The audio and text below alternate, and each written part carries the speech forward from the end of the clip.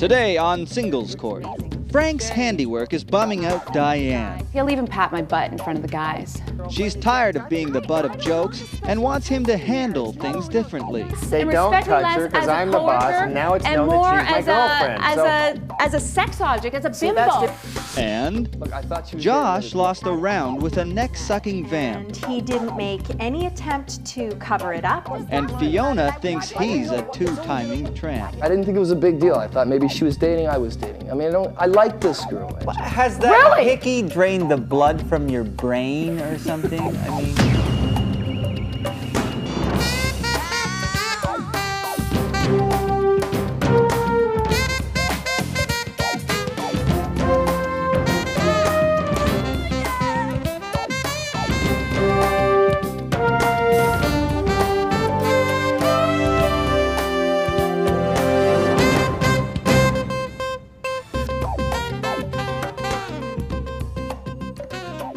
Welcome to Singles Court, the #1 show on the Singles Broadcast Network, as rated by me, Michael Day, the show's producer. Let me introduce you to the lady who runs things here, the notorious ANG, Angela Siegel, relationship mediator. You've been listening to rap music again, haven't you? You know it, girl. It's scary. I'm keeping it real. Okay. Okay, and we really have to get on with things, so let's meet our two singles in the studio today. We have Frank, who works in construction, and Diane, who also works in construction. And together they have built a relationship. However, Diane has a bit of a problem with Frank's hands-on approach to the relationship on the job site. I'll let them tell you more about it, but I call this the case of love under construction, or manual labor of love. Well, Diane, it sounds as though, I mean, you're one of the few women in construction, so kudos for that. Thank you. But it sounds like you're having some problems with respect to dating Frank, so give me an idea of what's going on. Well, Angela, Frank and I met a couple weeks ago while we were working a road construction crew together in the city, and we hit it off right away. I mean, the attraction was instant. It was amazing. Mutual. Very mutual. Frank is a very warm and affectionate guy, extremely. But recently, he's been showing a lot of affection to me in front of all the other guys, you know, our coworkers. I'm an affectionate guy, you know what I mean? I'm a nice guy, so. Like, for example. Give me an example. Like, okay. I mean, affection like, hi, how are you doing? Patting on your hand, or? No, it's a little more extreme. It's a lot more extreme than that, actually. He'll put his arm around me. He'll wink at me. He'll kiss me here, there, and everywhere on the job, in front of the guys. He'll even pat my butt in front of the guys. I just want this to stop. I mean, our relationship is private, and it's nobody else's business. Is that we've been sneaking around and not telling anybody that we're a couple, right? Well, Frank, what's your position in the construction company? I just got made the foreman. Okay, so you have other people that report to you? Yeah. And does Diane report to you as well? Uh-huh. Well, don't you think it's probably a good idea to keep it under wraps? Well, what it is that we've, you know, it's been 3.5, almost 4 weeks now. Ooh, okay? Anniversary time. And, no, but you know what I mean. It's. No, I don't know what you mean. Well, what I mean is I don't want to sneak around anymore. I feel like, you know, it's like we're having an affair when she's actually No. become my girlfriend. Okay, but is there something between sneaking around and doing it on the job? Well, yeah, but we're not doing it on the job. I mean, I just say I should be able to show her some affection. You know what I mean? Okay, She's great at her job. She's dynamic. She's beautiful. It's, you know, I want the world to know now. It's like it's. I just want to be treated the same way as everybody else. I treat you the same way. No, you don't understand. Okay, Angela. See, the thing is that I am very warm and affectionate and loving to Frank in private. In private. But I love my job, and I've worked very hard to gain the respect from my fellow coworkers. She's worried and insecure about what the other guys are going to think about her. The fact that she's a girl on the crew is a great thing. I mean. Yeah, I think so too, and I think that you also, by the same token, have to think about what do your subordinates, the people that work for you, think of a woman on the crew. Well, they're fine with her. They respect her. No, They they're think not she's fine great. with it. That's not what I asked you. Okay. What I asked you was, what do they think about a woman working on the crew? Does she not have some sort of issue in terms of those gentlemen and how the fact that she's on the crew doing the same job they're doing? What do they think about it? Well, she treats them I like can tell peers you and what equals, they think so, about How do they treat her? That's what I asked you. I can tell you. I can give you examples. Okay. Every time, you see, you don't understand, Frank. Every time you touch me, every time they touch me or he touches me, the guys think that they can do the same thing. They look at me. They look at me less and respect me less as a I'm the boss, and now it's known that she's my girlfriend. As a sex object, as a bimbo. See, that's just insecurity. She's not worried about what she's like physically or emotionally. I am very confident with my job. I wear my heart on my sleeve. I may have a small brain, but I can only understand one person at a time. Sorry. Thank you, Michael. Thank you. Here's my question to you, Diane. When you came onto the job, before you started dating Frank, which it sounds like it was pretty quick when you came onto the job and started dating him, what was the reaction of the crew? How did they treat you, the other men on the crew? How did they treat you? Well, I can tell you exactly how they treat me. They were fine with absolute total professionalism. Why do you keep answering her question? Yeah, right. They look at me now and think that I'm receiving special attention from them. No, before that. How did they treat you? Before they knew you were dating him?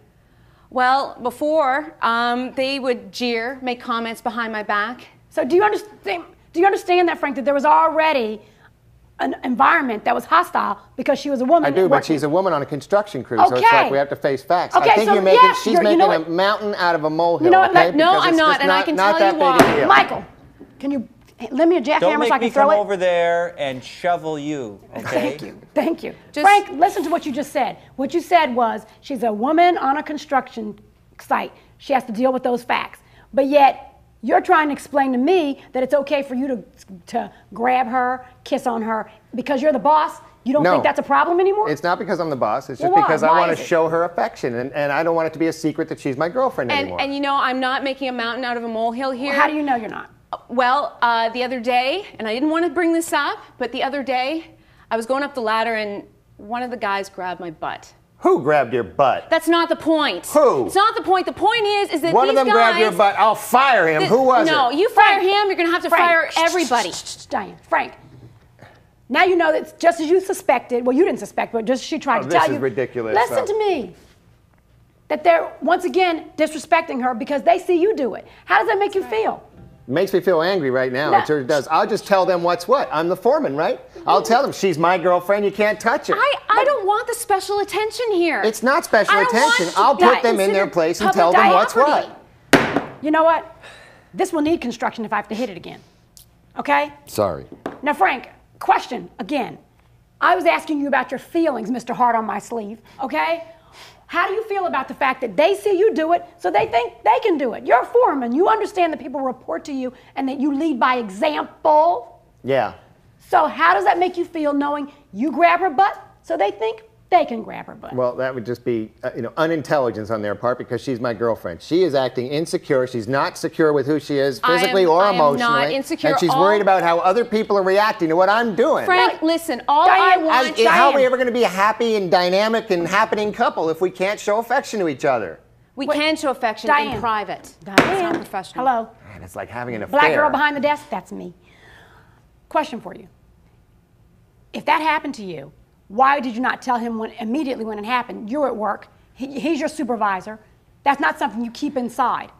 Well, he is also my boyfriend. And the thing is I don't want to be treated any differently than anybody else on this job. But listen, you do because you didn't report it. If that would have been somebody else, if he wasn't your boyfriend, you would have, wouldn't you? Absolutely. Okay, so you're already getting special attention.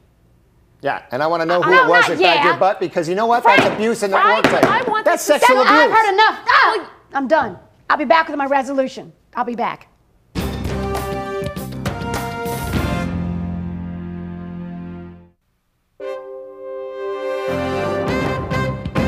The work environment is a commonplace for relationships these days. Nothing new about that. Frank, as a supervisor, your behavior is really inappropriate. If other people work for you, they don't want to see you grab your girlfriend's butt. It causes a hostile environment for other employees, and it's inappropriate. There's just never a good time to do that. And you disrespected not only your other employees, but you disrespected your girlfriend because she asked you time and time again not to do it, and you chose to fight about it as opposed to just stop. 8 hours is not, it's not like you had to do without it for a whole day. 8 hours while you're working, that's it. Diane, you on the other hand have to realize that you're in a difficult situation and you have a responsibility to rise above everyone else. You know, when you're the only woman, it's really hard because obviously you're going to have attentions focused on you. But you can rise above that and be the best you can be. And no means no. Be firm about it. And you also have to understand that you say you don't want special treatment, but if you don't want special treatment, then you need to do the right thing. When you are violated as you were, then you need to take the proper steps and report it to the proper authorities. You know, relationships are supposed to be built on, sure, there's chemistry, but friendship and other bases. You all built your relationship on a hot chemistry. So when it came down to trying to put together something else, there wasn't much left. I suggest you take the time, find out if you're friends, find out if there's other things besides a hot body keeping you there, and then you take the time and construct something that's worth keeping. And after that, you'll find out if there's a reason to stay. Do your job, do it well, and make sure that that's all you're doing on the job. And that's that in black and white. Next on Singles Court, Josh lost a round with a neck-sucking vamp. And he didn't make any attempt to cover it up. And Fiona thinks he's a two-timing tramp. Fiona, I have a question for you. If, in fact, you're not dating anyone else, and obviously he is, how does that make you feel?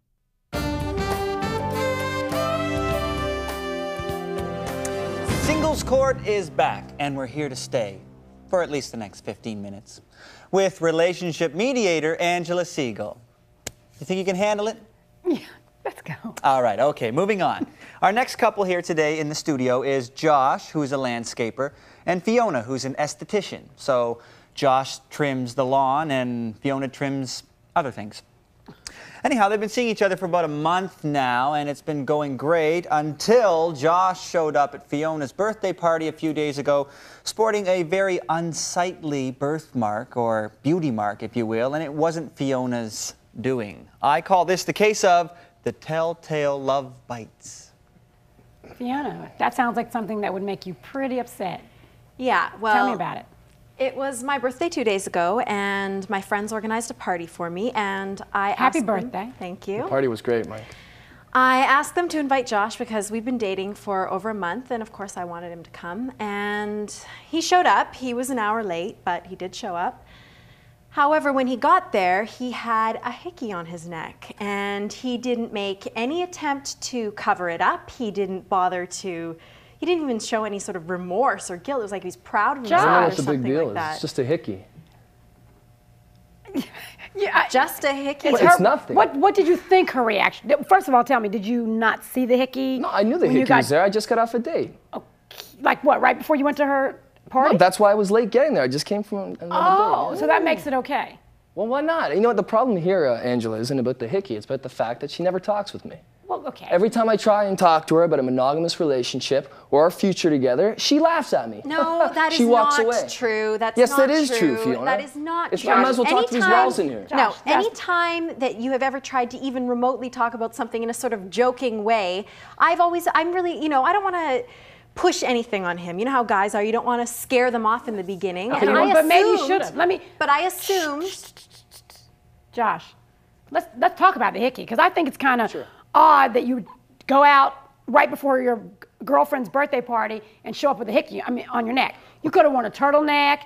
You could have. Have you heard of dermablend? I mean, there's things you could have done to hide it. You didn't even try to hide it. I didn't want to hide it. Obviously, but Well, a hickey. Hickey is like so high school. So obviously you had intentions of having her see the hickey. Look, so what did you plan to prove by her seeing the hickey? Because I wanted to know what was going on. So the hickey helped to Well, facilitate I figured that. she's dating. That does not. No, Because every time I ask her, she that? walks away about that. Of course No, you're dating, you never. Fiona. You never asked me if I was dating anyone else. If you had, I would have said no. You've Fiona. got to be dating other people. No, why do I have to be dating other people? Question. Obviously, he has an issue. He thinks you're dating other people, so he thought he'd use the hickey to, I guess, incite communication. So let me ask you, are you dating other people? No, I'm not dating other people. Well, how come you guys didn't have this conversation before the hickey? Because she won't talk about it. Every time I ask her, she walks away. I've asked her 100 times. No, he's never yes, asked. I have, no, Fiona. you've never asked me if I was dating other people, and I would have said no if you I had asked asked you me where that the relationship question. is going. You Fiona, laugh at me. I have a question for you. If, in fact, you're not dating anyone else, and obviously he is, how does that make you feel? Well, I don't want to be in a relationship with someone that's not monogamous. I just assume that, you know, I'm not a kid anymore. Assumed? Yeah, I assume that when Why you're in a would you? relationship. But why would you assume that? without asking or talking about it at all, would you assume that he would be, no, I'm not going with you with the big hickey on the neck, so don't even try it? Why would you assume that you would get there? Why? I didn't want to push him into, like, I didn't want to scare this is him the off or problem. anything. She thinks I've never been in a relationship before. Why would you think She that? acts like You're I'm a not 3. child. I've been in a relationship before. You gotta lay the ground rules.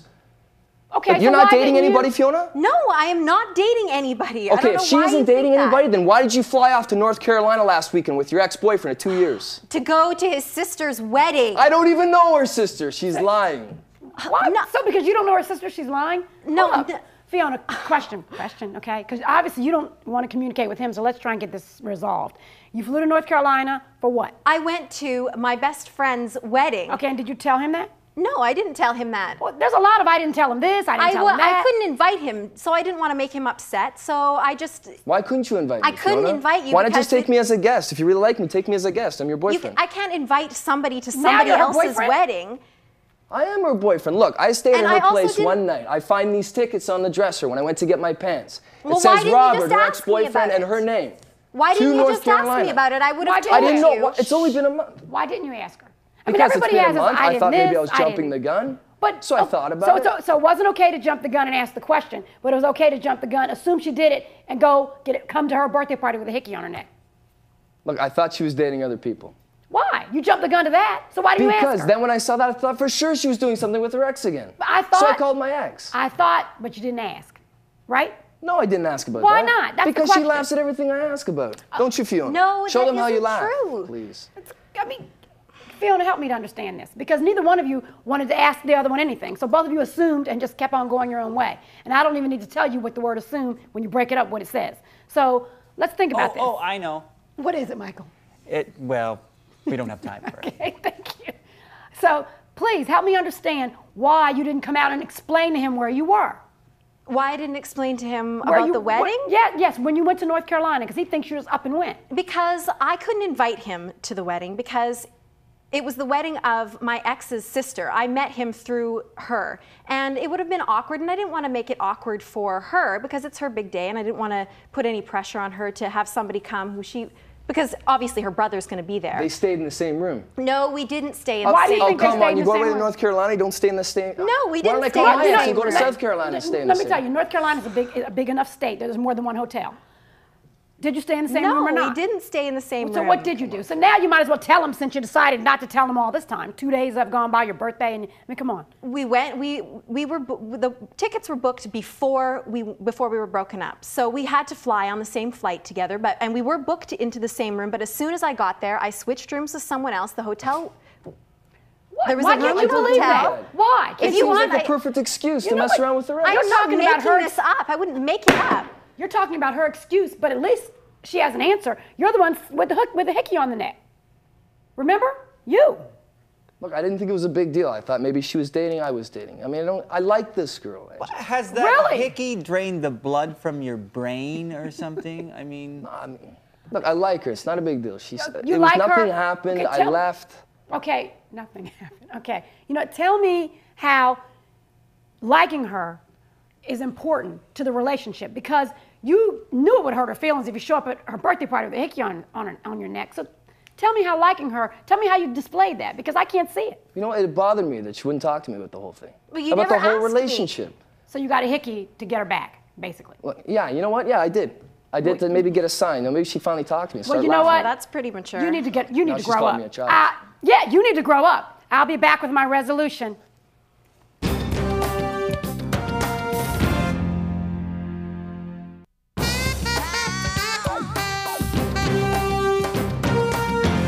Communication is always key in any relationship. Fiona, what happened with you is that you decided to withhold information.